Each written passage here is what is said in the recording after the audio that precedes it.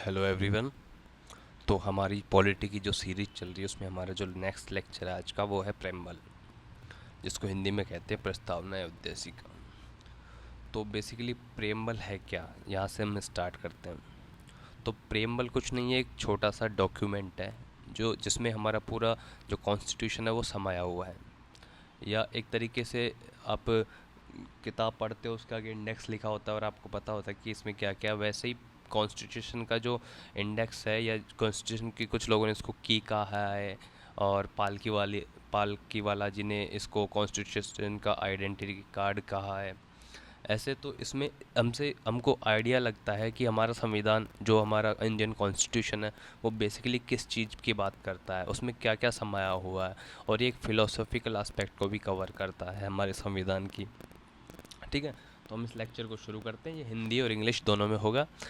ठीक है, तो ये रहा, इसका इस साइड हिंदी में लिखा हुआ है और इस साइड आपका इंग्लिश में लिखा हुआ है। ठीक है, तो सबसे पहले हम प्रेम्बल को पढ़ते हैं कि प्रेम्बल क्या कह रहा है। तो द कॉन्स्टिट्यूशन ऑफ इंडिया में प्रेम्बल कह रहा है वी कौन, हम भारत के लोग जो भी है, द पीपल ऑफ इंडिया, आगे बताया उसने कौन, having solemnly resolved to constitute India into a sovereign socialist secular democratic republic and to secure to all its citizens. ये जितने भी वर्ड है हम सब इस लेक्चर में इन सब का देखने वाले हैं, सबका पोस्टमार्टम करेंगे कि कौन सा वर्ड क्या कह रहा है। Justice, social, economic and political liberty. Liberty भी कौन कौन सी, जस्टिस कौन कौन से टाइप के दिए, सोशल, इकोनॉमिक, पॉलिटिकल। लिबर्टी किस चीज़ की दिए, of thought, expression, belief, faith and worship. और बाद में बात करता है इक्वलिटी की, इक्वलिटी ऑफ स्टेटस, कौन सा, equality of status and of opportunity and to promote among all them all. Fraternity, assuring the dignity of the individual and the unity and integrity of the nation. In our Constituent Assembly, this 26th day of November 1949, do hereby adopt, enact and give to ourselves this Constitution. ठीक है, ये हमारी preamble, ये English में है और साथ में यहाँ पे हिंदी में भी मैंने डाल दिए जहाँ पे आप पढ़ लेना। और ये डेट बहुत इम्पोर्टेंट है, इस दिन को हमने अडॉप्ट किया था हमारी इसको जो संविधान को 26 नवंबर 1949 को लागू हुआ था। 26 जनवरी 1950 से वो बात अलग है, लेकिन आ, चलो छोड़ो, अब स्टार्ट करते हैं लेक्चर को। तो नेचर ऑफ इंडियन स्टेट क्या है, ये सोवर्जन है मतलब संप्रभु है, डेमोक्रेटिक है लोकतांत्रिक है, रिपब्लिक है मतलब गणराज्य है, रिपब्लिक है। ठीक है, तो संप्रभुता या संप्रभु में हम इस सोवर्जन में क्या कहते हैं कि जो भी हमारा जो देश है, इंडिया, भारत जो भी है, वो आंतरिक और बाह्य मामलों में पूरी तरह स्वतंत्र है।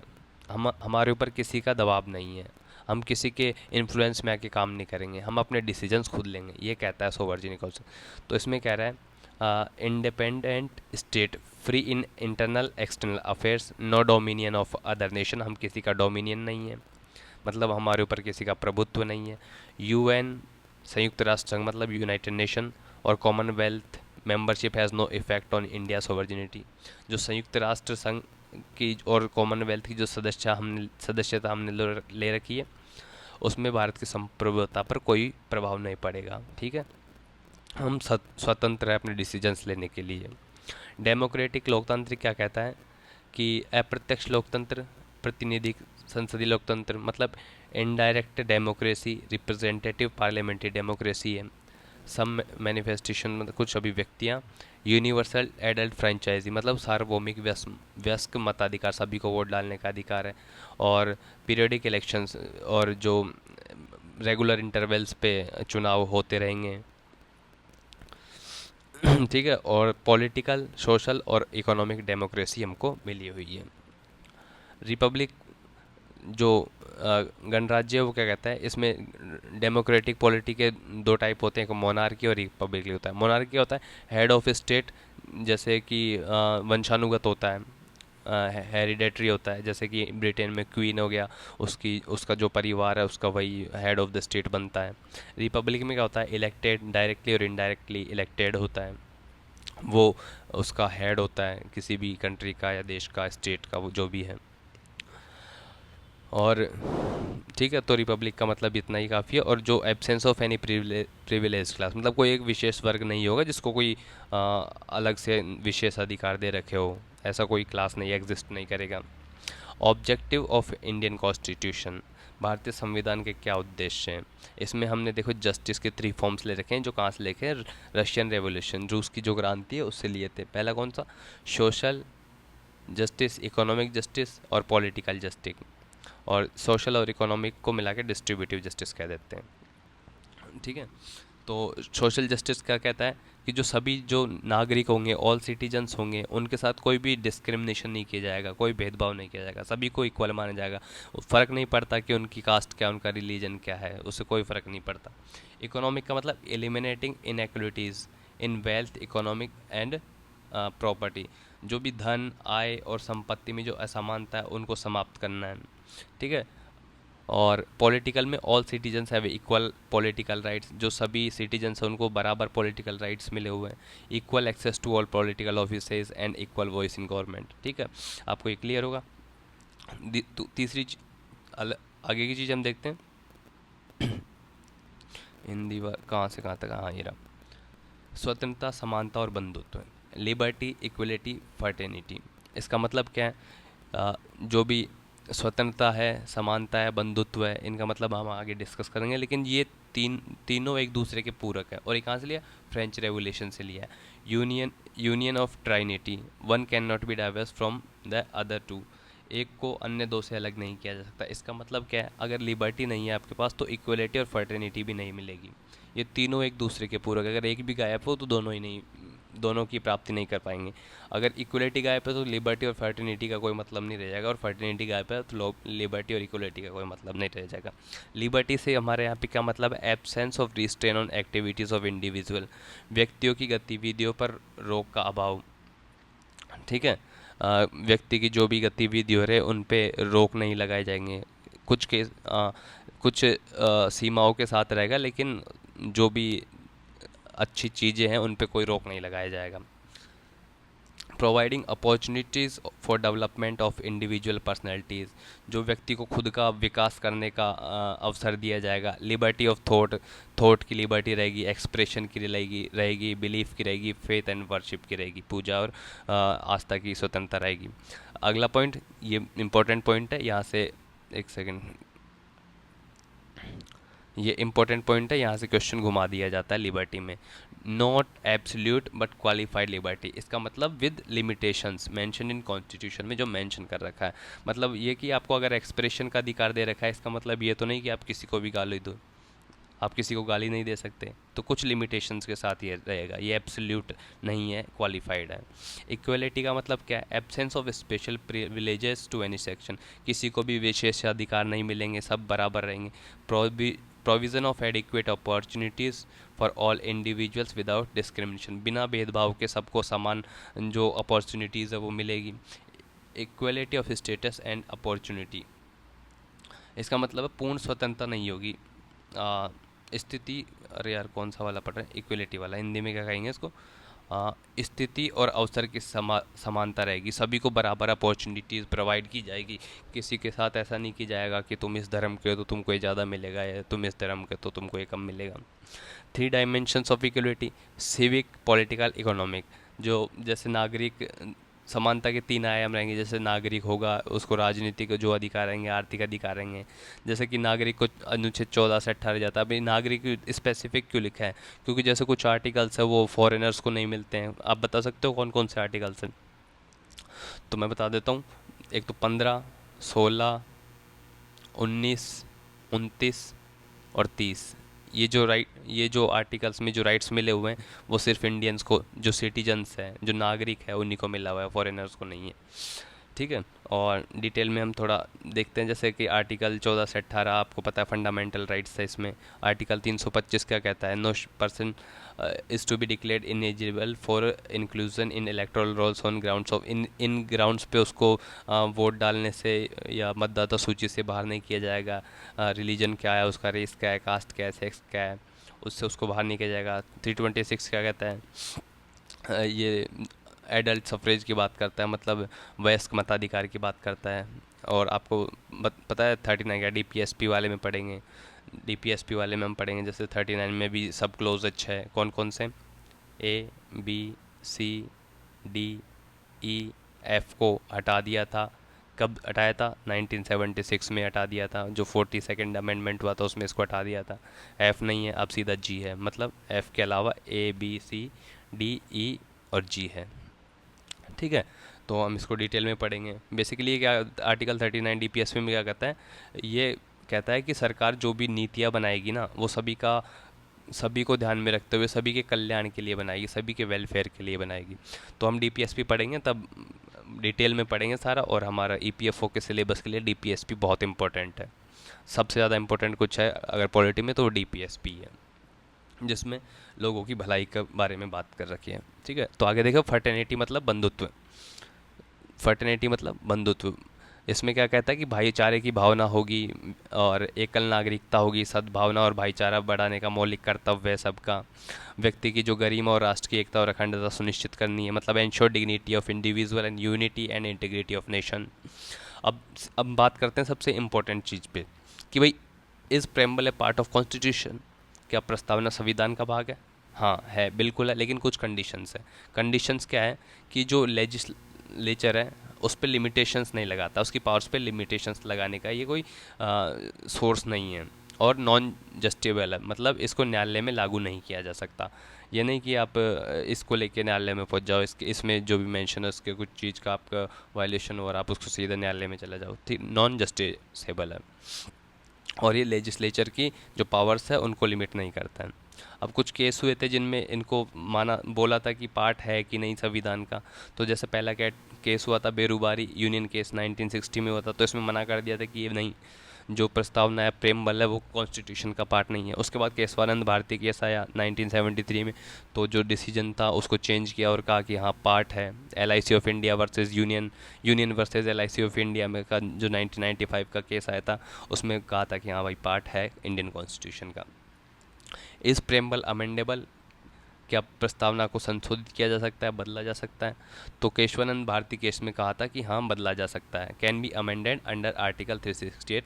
लेकिन इसमें भी एक कंडीशन है कि जो संविधान का हमारा जो बेसिक स्ट्रक्चर है, जो मूल संरचना है संविधान की, वो नहीं बदलनी चाहिए। अब तक सिर्फ एक बार हुआ है, 42nd कॉन्स्टिट्यूशनल अमेंडमेंट 1976 में हुआ है। जैसे कि आपका एक संपत्ति का अधिकार था, उसको हटा दिया गया था और साथ में कुछ ये चीज़ें जोड़ी गई थी। 42nd अमेंडमेंट में कौन कौन सी चीज़ें? SSI या फिर ISS बोल दो, कुछ भी होता है। सोशलिस्ट मतलब समाजवादी, सेक्युलर मतलब धर्मनिरपेक्ष, इंटेग्रिटी मतलब अखंडता। सोशलिस्ट क्या कहता है कि जो लोकतांत्रिक समाजवाद, मतलब आर्थिक और निजी क्षेत्र में सहअस्तित्व, मतलब मिक्स्ड इकोनॉमी का हम पालन करेंगे। मिक्स्ड इकोनॉमी क्या कहता है? जैसे एक तो आपका समाजवादी अर्थव्यवस्था होती है, सोशलिस्ट इकोनॉमी होती है, और दूसरी कौन सी होती है यार? हाँ वही उसी चीज़ की बात कर रहे हैं, मिक्स्ड इकोनॉमी। मतलब आपका जो गवर्नमेंट और जो प्राइवेट सेक्टर है वो मिलकर काम करेंगे। जैसे दो अर्थव्यवस्था, दो टाइप की अर्थव्यवस्था होती है, एक तो कैपिटल इकोनॉमी होती है और एक मैंने कौन सी बताई थी अभी, जैसे सार्वजनिक वाली अर्थव्यवस्था होती है जिसमें सरकार का नियंत्रण होता है। कैपिटल इकोनॉमी में मतलब प्राइवेट सेक्टर्स के उस पर लगाम ज़्यादा नहीं लगाती है सरकार, या फिर बिल्कुल एब्सेंस रहता है जो सरकार का उसमें इन्वॉल्व। तो हमारी जो इकोनॉमी होगी वो प्राइवेट और गवर्नमेंट दोनों को मिला के रहेगी। Not communist socialism, evolution of private property and nationalisation of all means of product and distribution. साम्यवादी समाजवाद नहीं, निजी संपत्ति का उन्मूलन और उत्पादन व वितरण के सभी साधनों का राष्ट्रीयकरण। तो इसको आप जब इकोनॉमी पढ़ोगे तो आप इसको बेहतर तरीके से समझ पाओगे। आप अभी के लिए मान लो हमारी हमारा जो नेचर रहेगा भारत का, जो भी काम करने के तरीके रहेगा वो समाजवादी की तरफ थोड़े ज़्यादा झुके हुए हैं। समाजवादी का मतलब सरकार का नियंत्रण रहेगा हर चीज़ पे। फ़िलहाल के लिए अभी के लिए क्या हो गया कि कैपिटलिज्म की तरफ भी हम बढ़ रहे जा रहे हैं, मतलब सरकार का नियंत्रण थोड़ा कम होता जा रहा है, और जो रूल्स एंड रेगुलेशंस है वो उनको थोड़ा कम किया जा रहा है, और मिक्स्ड इकोनॉमी है हमारी तरफ, हमारे पास, कि जिसमें प्राइवेट का भी रोल है, गवर्नमेंट का भी रोल है, और धीरे धीरे हम प्राइवेट की तरफ ज़्यादा जा रहे हैं। ठीक है। तो और जो हमारा जो कॉन्स्टिट्यूशन है उसमें मार्क्सिज्म क्या है? मार्क्स आप पॉलिटिकल थ्योरी में पढ़े होगे, अब अगर आपके पास ऑप्शनल है PSIR, तो आप मार्क्सिज्म और जो भी जितनी भी अवधारणाएं हैं सबकी पढ़ोगे। मार्क्सिज्म, कार्ल मार्क्स क्या कहते थे? कार्ल मार्क्स कहते थे कि भाई सभी का बराबर हक होना चाहिए, ऐसा वो कहते थे थोड़ा। और गांधी जी क्या कहते हैं? गांधी जी की फिलोसफी है, इन दोनों का मिक्स है। गांधी जी की फिलोसफी क्या है? आ, ग्रामीण उद्योग को मतलब बढ़ावा देना, और स्वावलंबन पे बढ़ावा देना, और जैसे कि आत्मनिर्भरता पर बढ़ावा देना, इन चीज़, ये गांधी की फिलॉसफी थी, गांधी जी की। तो लेकिन हमारा जो कॉन्स्टिट्यूशन है वो दोनों का मिक्स है, मार्क्सिज्म और गांधीज्म, लेकिन गांधीज्म की तरफ थोड़ा ज़्यादा झुकाव है। रिफ्लेक्टेड इन DPSP, जो ये राज्य के नीति निर्देशक तत्वों में दिखाई देता है। ठीक है। सेकुलर की बात करते हैं। सेकुलर का मतलब धर्मनिरपेक्ष। ये कहता है कि जो हमारा राज्य का कोई भी धर्म नहीं होगा। राज्य से मतलब मेरा यहाँ स्टेट से नहीं है, राज्य का मतलब है देश हो सकता है, कोई भी कंपनी हो सकती है, गवर्नमेंट, जैसे कि कोई भी आपका कोई गवर्नमेंट डिपार्टमेंट है, जो उन सबको मिला के राज्य कहा जाता है। ठीक है। तो राज्य का कोई धर्म नहीं होगा, मतलब उनका कोई एक स्पेसिफिक रिलीजन नहीं होगा, सभी धर्म उनके लिए समान रहेंगे, वो किसी को ज़्यादा बढ़ावा नहीं देंगे, ना किसी को नीचा दिखाएंगे। All religions have same state and support from the state. ये आप देखो, स्टेट आ गया। स्टेट का मतलब यहाँ पे जो आपके राज्य होते हैं उनसे नहीं है, मेरा मतलब देश भी आ जाता है, कोई भी गवर्नमेंट एंटिटी आ जाती है, सब कुछ मिलाता है तो उसको स्टेट कह देते हैं। जैसे आर्टिकल सेकुलर में आर्टिकल 25 से 28 में क्या क्या है? Fundamental rights to freedom of religion, जो धर्म की स्वतंत्रता का जो मौलिक अधिकार है वो इसमें दिया गया है। इंटेग्रिटी मतलब अखंडता, हमारे देश की जो अखंडता है हमको उसको बनाए रखना है, बंधुत्व की भावनाएं लानी है, राष्ट्र की अखंडता को संरचना, अखंडता को बढ़ावा देना है, जिसमें विभिन्न जाति, वर्ग, धर्म, भाषा, लिंग, विचारधारा शामिल है। ये नहीं कि हमको इन चीज़ों के ऊपर किसी स्पेसिफिक रिलीजन के ऊपर या रीजन के ऊपर या किसी लैंग्वेज के ऊपर ज़्यादा आपस में लड़ाई झगड़ा करना है, नहीं, हमें अपनी जो राष्ट्र की इंटेग्रिटी है उसको बनाए रखना है। ठीक है। प्रस्तावना का महत्व, सिग्निफिकेंस ऑफ प्रेम्बल।